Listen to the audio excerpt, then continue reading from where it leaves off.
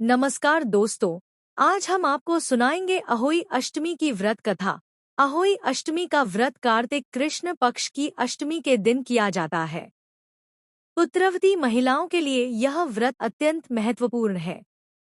माताएं अहोई अष्टमी के व्रत में दिन भर उपवास रखती हैं और सायंकाल तारे दिखाई देने के समय होई का पूजन किया जाता है। तारों को करवा से अर्घ्य भी दिया जाता है। यह होई गेरू आदि के द्वारा भीत पर बनाई जाती है अथवा किसी मोटे वस्त्र पर होई काढ़कर पूजा के समय उसे भीत पर टांग दिया जाता है। अहोई अष्टमी व्रत कथा। एक नगर में एक साहूकार रहा करता था। उसके 7 बेटे थे, 7 बहुएं तथा एक पुत्री थी। दीपावली से पहले कार्तिक बदी अष्टमी को सातों बहुएं अपनी इकलौती नंद के साथ जंगल में मिट्टी लेने गई। जहां से वे मिट्टी खोद रही थी, वहीं पर स्याऊ सह की मांद थी। मिट्टी खोदते समय ननद के हाथ से ही का बच्चा मर गया। स्याऊ माता बोली कि अब मैं तेरी कोख बांधूंगी। तब ननंद अपनी सातों भाभियों से बोली कि तुम में से कोई मेरे बदले अपनी कोख बंधा लो। सभी भाभियों ने अपनी कोख बंधवाने से इनकार कर दिया, परंतु छोटी भाभी सोचने लगी, यदि मैं कोख न बंधाऊंगी तो सासू जी नाराज होंगी। ऐसा विचार कर ननंद के बदले छोटी भाभी ने अपने को बंधा ली। उसके बाद जब उसे जो बच्चा होता वह 7 दिन बाद मर जाता।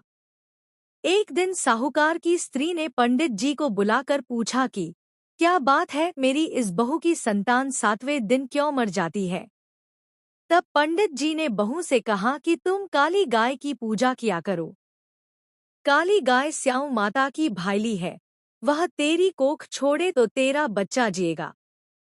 इसके बाद से वह बहू प्रातःकाल उठकर चुपचाप काली गाय के नीचे सफाई आदि कर जाती।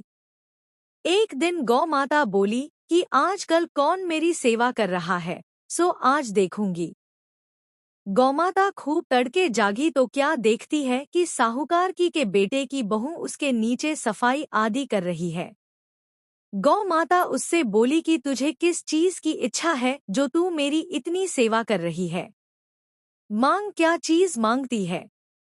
तब साहूकार की बहू बोली कि स्याऊ माता तुम्हारी भाईली है और उन्होंने मेरी कोख बांध रखी है, उनसे मेरी कोख को खुलवा दो। गौमाता ने कहा अच्छा। तब गौ माता 7 समुद्र पार अपनी भाईली के पास उसको लेकर चली। रास्ते में कड़ी धूप थी, इसलिए दोनों एक पेड़ के नीचे बैठ गई।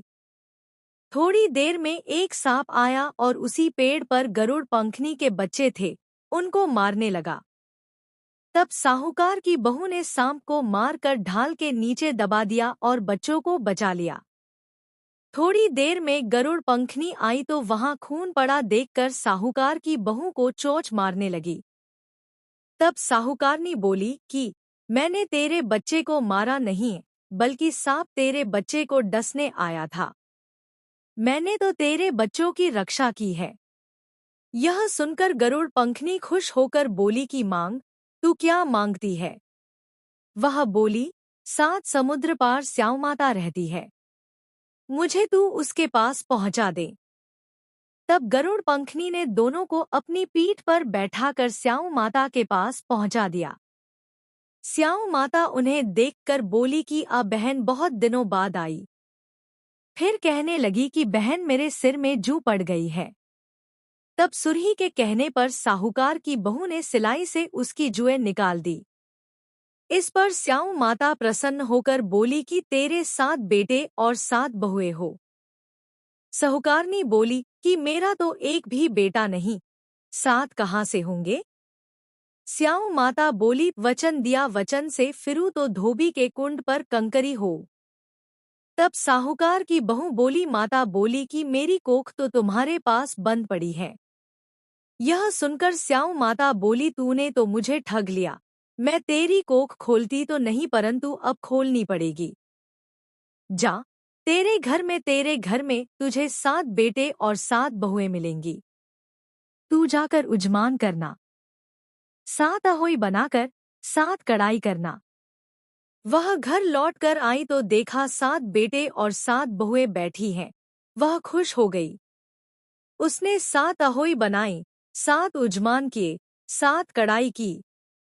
दिवाली के दिन जेठानियां आपस में कहने लगी कि जल्दी जल्दी पूजा कर लो, कहीं छोटी बहू बच्चों को याद करके रोने न लगे। थोड़ी देर में उन्होंने अपने बच्चों से कहा, अपनी चाची के घर जाकर देख आओ कि वह अभी तक रोई क्यों नहीं।